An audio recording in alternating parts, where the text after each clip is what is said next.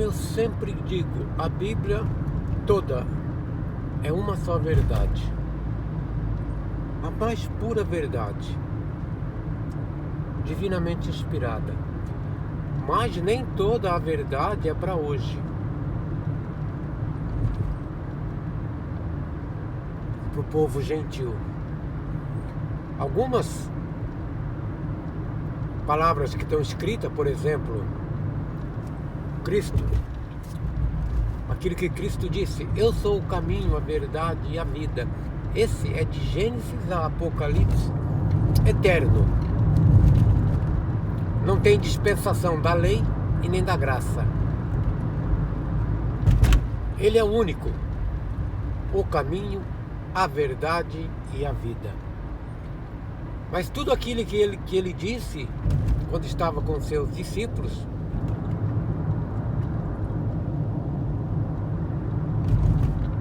nada é para hoje, para o nosso tempo, para os gentios. Nada. Mas se a gente não separa o que é obras e o que é graça, obras antes da cruz e a graça depois da cruz, a pessoa nunca vai entender a Bíblia.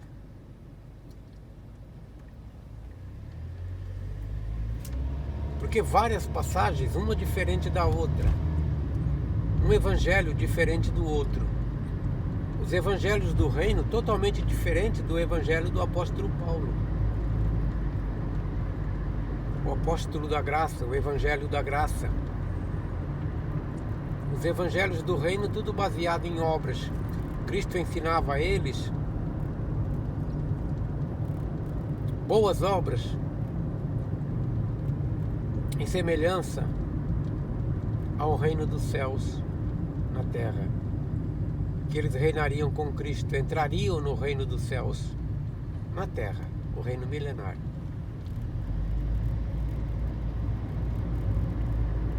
E eles tinham que guardar as leis, obedecer às leis, fazer boas obras. Como, por exemplo, Cristo dizia: se alguém bater na tua face, ofereça outra. Se ele quiser a sua capa, dê tudo, a tua roupa. Quiser caminhar contigo 1 milha, caminhe 10 com ele. Isso é para hoje? Se alguém traz alguma passagem da Bíblia para hoje, que geralmente o crente traz tudo que é do Evangelho do Reino. E antes, o Antigo Testamento, que os profetas escreveram. Se traz alguma coisa do Evangelho do Reino para hoje, como bênçãos, como maldição, como tormento,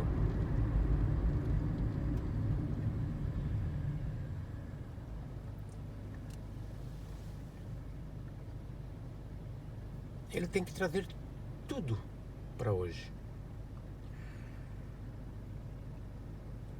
Marcos 13:13. E sereis odiado por todo mundo por amor do meu nome. Mas aquele que perseverar até o fim, esse será salvo. Esse será salvo. Aquele que perseverar.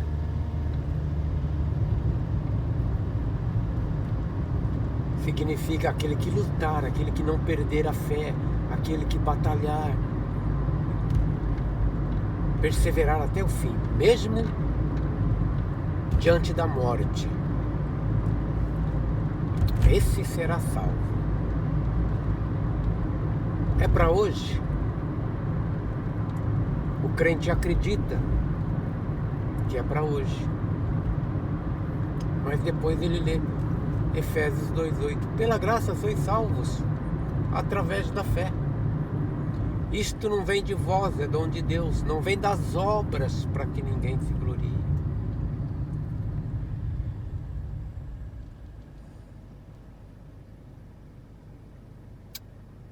Mas ele não procura entender e continua. Não faz diferença para ele.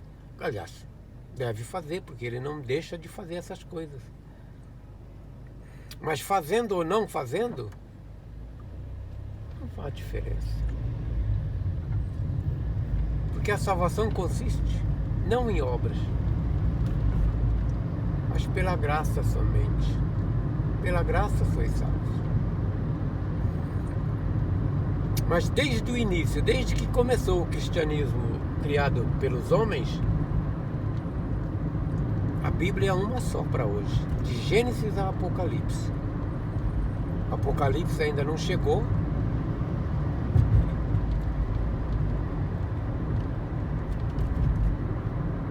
mas já traz aí ele para toda a humanidade.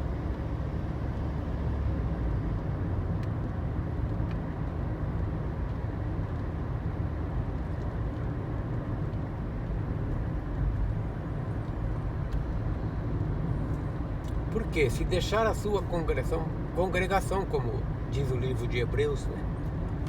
Não deixai a vossa congregação, como é costume de muitos, de alguns. Então eles têm base para tudo, né? Base. Mas a graça,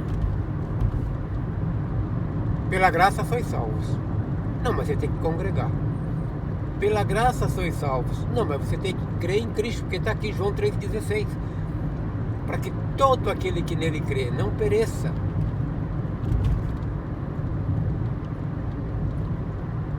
mas tenha vida eterna.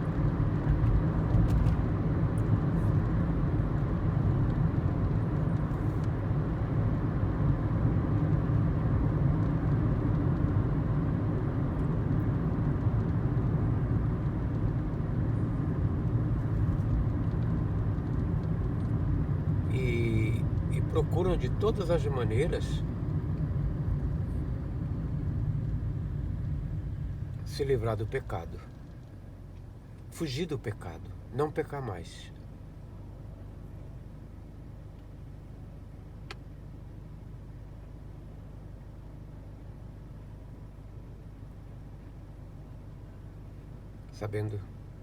Não sabendo que é impossível, porque o pecado está no sangue, não nas obras.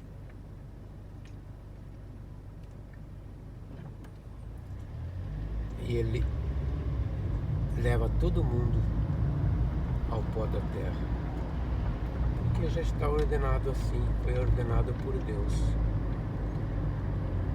Hebreus 9:27.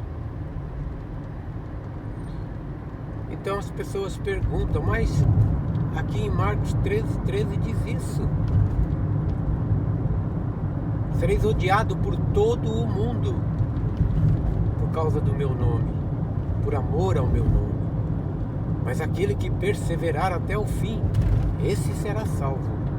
Aí diz, mas não somos todos salvos? Não estamos todos salvos pela graça? Ou a pessoa crê no Evangelho da Graça, ou crê no Evangelho do Reino para hoje, porque o Evangelho do Reino é verdadeiro. Toda a Bíblia é uma verdade, mas é um Evangelho do Reino. E o Reino dos céus na terra não chegou ainda. Depois da segunda vinda, sim, mas agora não.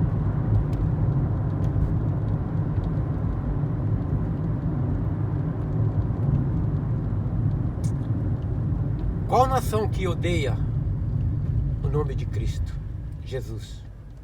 A sua própria nação. Odeia. Vai em Israel e fale de Cristo livremente. Você vai ter problema. Porque é lá que ele nasceu, é para aquele povo que ele veio e eles não o receberam. Por quê? Porque não podia ser de outra maneira. Se o recebessem de braços abertos, ele não poderia tirar o pecado do mundo. Eles não deixariam de maneira nenhuma que ele fosse crucificado. Se o tivessem recebido como seu rei. Mas para isso, Cristo teria que estar de acordo com eles, com a lei. E ele fez ao contrário. Ele quebrava o sábado, curando no sábado, como perdoando a mulher adúltera. Isso era blasfêmia aos judeus. E eles queriam apedrejá-lo. Mas tinha que ser assim, ele tinha que fazer isso. Ele tinha que mostrar o princípio da lei, baseado no amor, não o preceito. Porque de outra maneira, ele teria dito aos apedrejadores: apedrejem-na, ela quebrantou a lei. Ela quebrantou a lei. E se vocês não fizerem isso, a nação toda será maldita, será amaldiçoada, como no caso de Acã. Deus disse: não traga nada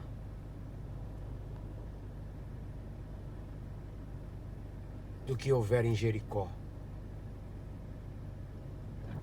Apenas o tesouro, o ouro, o cobre, que é para a casa do Senhor. O resto, destruam tudo.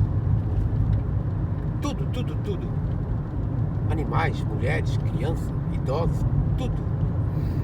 Mas o ouro,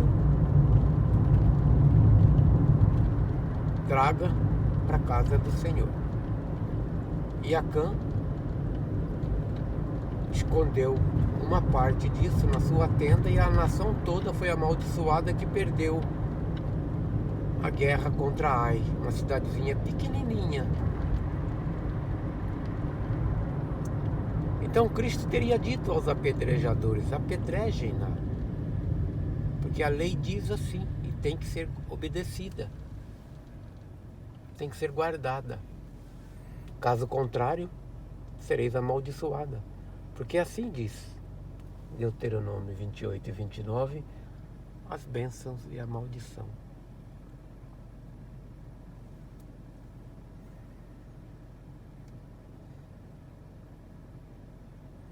Mas o crente, ele nunca consegue ter certeza de nada. Ele só tem certeza de uma coisa: a Bíblia é um livro de terror. Um livro de terror. É um livro que traz condenação, destruição, lago de fogo, tormento eterno. A partir do momento que ele começou a ler a Bíblia, ele descobre isso, porque até então ele não sabia nada. Ele era apenas uma alma vivente, como Deus criou. Mas depois que ele começou a ler a Bíblia, ele já não tem mais paz. Ele não consegue acreditar: pela graça sois salvos. Por quê? A sua mente já foi cauterizada desde o início.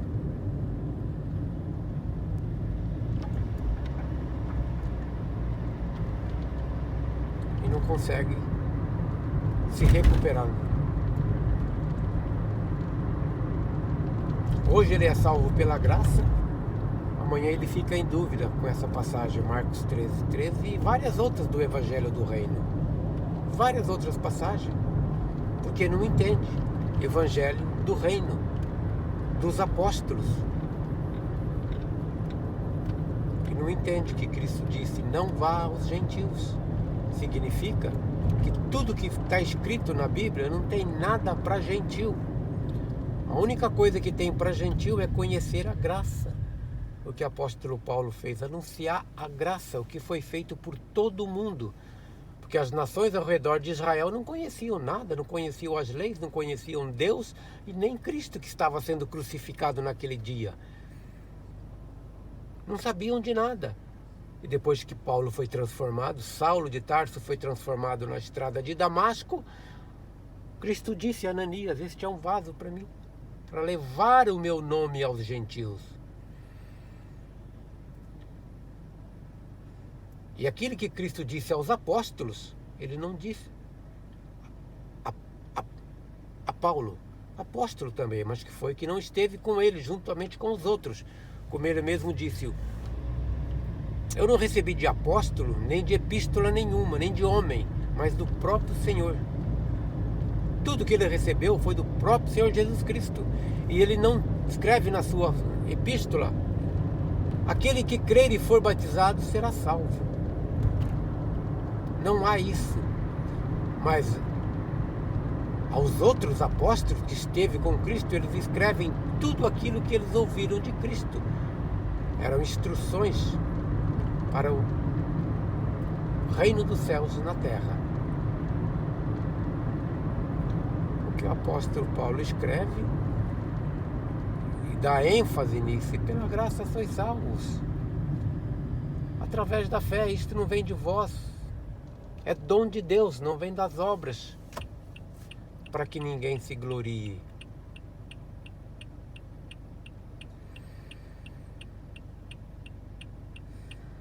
Já fomos abençoados com todas as bênçãos espirituais nos lugares celestiais em Cristo Jesus. A nossa vida está escondida com Cristo em Deus. Nada mais pode nos separar do amor de Deus, nem a morte, nem a vida, nem os anjos, nem os principados, nem as potestades, nem a altura, nem a profundidade, nem o presente, nem o porvir, nem alguma outra criatura pode nos separar do amor de Deus, que está em Cristo Jesus, nosso Senhor. Tudo por Cristo, nada por nós, pelas nossas obras. Então, quando eu ler Marcos 13:13, entenda, isto foi dito a judeu, para que eles se preparassem para entrar no reino dos céus, na terra. Eles levarão o evangelho do reino a todas as nações, a todo mundo, em testemunho a todas as nações, como Cristo disse a eles. O gentil não vai anunciar evangelho nenhum no reino milenar, somente os judeus.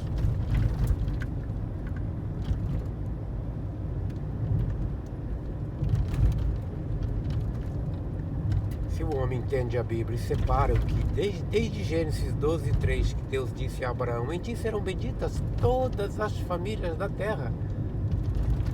Acabou. Em ti serão benditas todas as famílias da terra. Mais nada.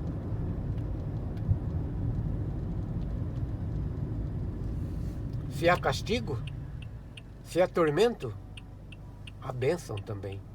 A bênção.